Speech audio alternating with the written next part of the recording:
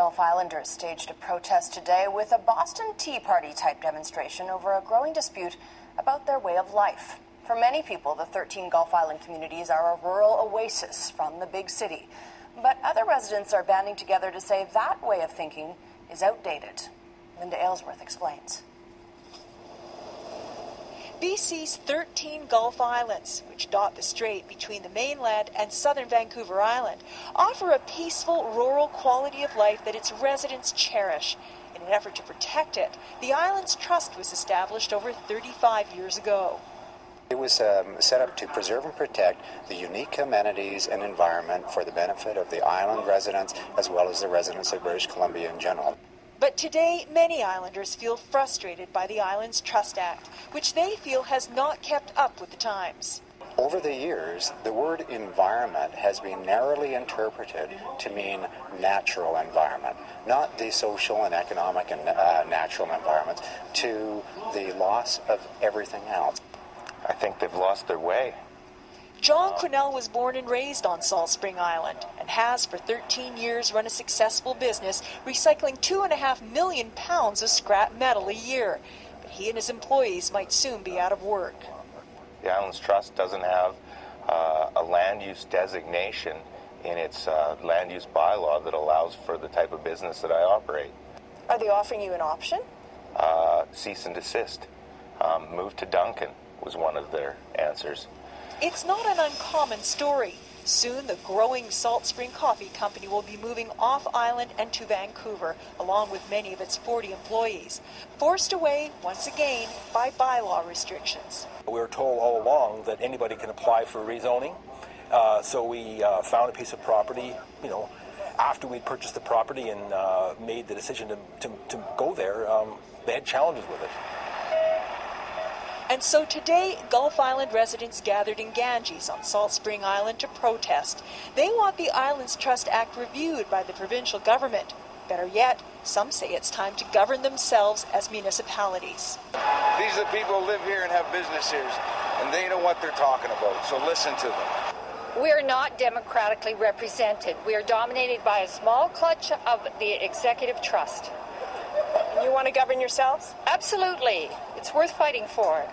Those involved in today's rally insist that the environment does not have to suffer, that there is a balance. ISG members don't want overdevelopment. Those of us that moved here didn't move here to commodify land. We completely support environmentalism on this island, but there is another factor to play, and that is the human factor. Even Senator Larry Campbell, a resident of Galiano Island, added his voice. It's not about destroying anything on the island. It's about allowing people to be able to live here and to enjoy life. The day culminated with a Boston Tea Party-style gesture, only it was Salt Spring Coffee that was tossed into the water and drifted away, like a growing number of longtime residents and businesses. Now to a mass protest on Salt Spring Island today. Coffee dumped into the harbor in a sign of island outrage. As Chek News first told you a few weeks ago, the Salt Spring Island Coffee Company is moving to the mainland, all because it couldn't get the permit needs to expand on the island. Hundreds of people coming out from all over the Gulf Islands to protest today and express their unhappiness with the Islands Trust, which controls land use planning in the Gulf Islands. Residents say that the trust is not a democratic way of governing and that each island should have more local autonomy when it comes to planning. Don't make land use bylaws that don't represent us without discussing them with us, and give us an opportunity as a community to participate in a process that you've set up. It's not democracy. It's not the communities aren't allowed to make their decision, and in fact, they could make a decision here that they will go ahead with something, and the whole board could override it. The news that the coffee company was forced to move away if it wanted to expand is what sparked the protest, but islanders say it's a problem that has been growing over the years and is only getting worse.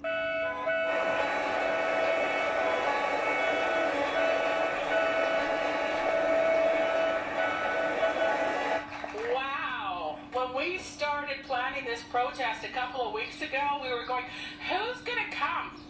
And look at you all here today. I'd really like to say thank you for coming and supporting Islanders. This is really important.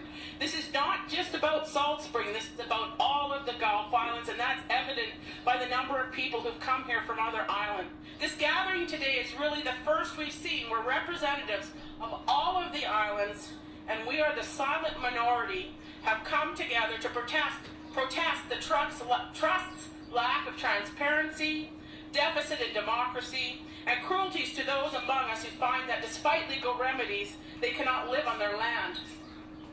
Oh, Canada. The current lingo these days is footprint. You know, the footprint on the Gulf Islands, they talk about the environmental footprint, carbon footprint. Well, there's a new footprint in the Gulf Islands. Sandals are out and Gucci's are in. This has become a Gucci zone. I believe that the Trust Council is trying to turn this into one big park for the wealthy. They're doing it by eliminating jobs, taking or tying up your land, cutting back on housing and water, killing vacation rentals, increasing the cost of everything from food to ferry. I believe we're the silent majority.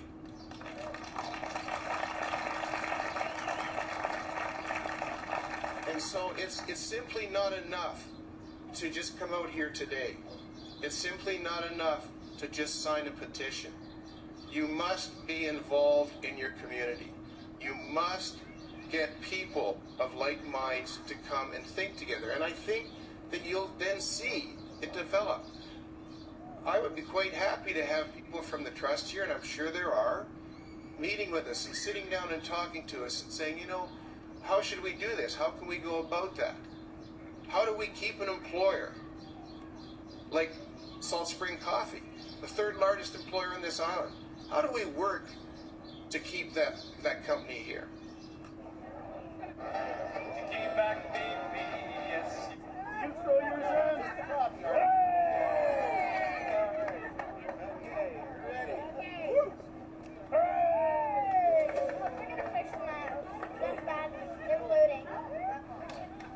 I'm Ken Marr, I'm president of Islanders for Self-Government, and I'm a business person.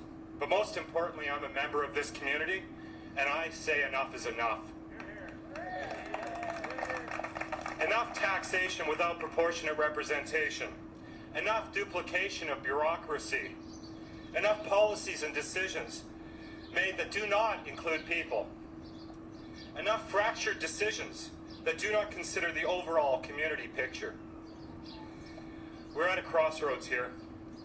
Do we want to continue in the same manner the Trust has gone for the last 35 years? Is it time for a change? It wasn't an easy decision to decide to move off the island, but we had to make the decision because we need to keep moving forward. And it was a relief to make the decision when we did, just because we know we're moving in a certain direction now. It was very challenging to come to that and sort of make that announcement. And obviously it's created quite a stir, obviously, and I think that probably, hopefully for the better, and hopefully that it will end up by creating change that's much needed. My husband and I would like to thank the NPA, the PAN, the NAP, the NDP, the OAP, the RCMP, the SSICC, and of course the Islands Trust.